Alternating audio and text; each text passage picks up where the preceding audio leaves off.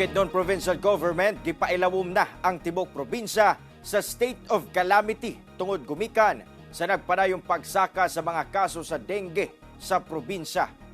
Formal nga gideklara sa provincial government sa Bukidnon pinaagi sa resolution number 2024-4109 nga gipailawom na ang tibok probinsya sa state of calamity tungod sa nagpadayong pagtaas sa kaso sa dengue sa probinsya.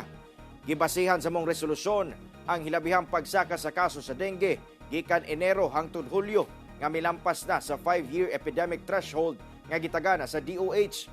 Base sa dengue outbreak investigation report sa probinsya, ang 2 ka syudad ug 19 ka mga munisipyo sa Bukidnon ang nagpakita og pagtaas sa kaso nga anaa na sa kapin 5,000 ka kaso o gana sa 17 na ang namatay.